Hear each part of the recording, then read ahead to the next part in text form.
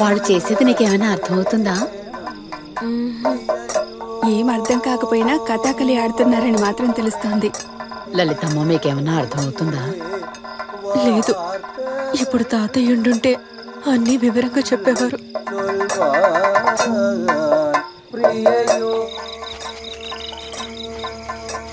ఇటువైపు వెళ్తాం రండి.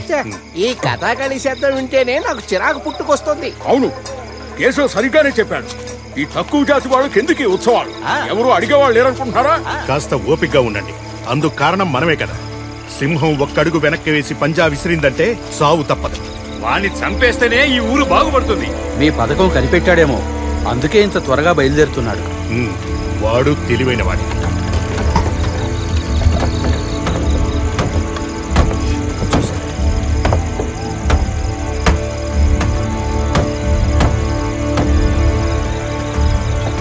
కందప్ప, నువ్వు అక్కడికి వెళ్ళావు.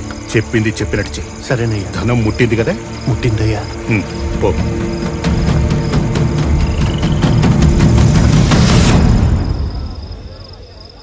మొదటి రోజు బాగా ప్రదర్శించారు. కన్నుల పండగగా అనిపించింది. ఇంకా బాగా ప్రదర్శిస్తారు. ఏదేమైనా ఈ కళని గురించి తెలియని మాలాంటి వాళ్ళకి ఇది చూడడం ఒక భాగ్యం. మీ తాతయ్య గారికి కథకళి అంటే చాలా ఇష్టం. మా తాతయ్య గారి చివరి కోరిక సరైన ముహూర్తంలో కుంభాభిషేకం జరిపించాలని. అందుకే ఆలస్యం చేయకుండా అన్ని కార్యక్రమాలు సమయానికి చేశాం.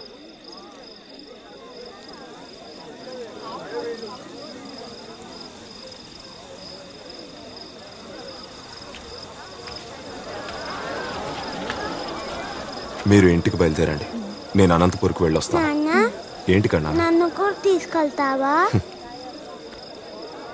నాన్న మహారాజ్ గారిని కలవడానికి వెళ్తున్నాడు. అక్కడికి పిల్లలు రాకూడదు. నేను పట్టుతేనే తెప్పుకొచ్చాను. తీసుకురానా? తీసుకురా. మామిడి పళ్ళు, అరటి పళ్ళు కూడా ఉన్నాయి. అన్ని ఫలాలు పడవలో ఎక్కించు. అందరికీ కొబ్బరి బొండాలు ఇవ్వు, సరేనా? అలాగే. నేను వెళ్ళొస్తాను. రా నాన్న.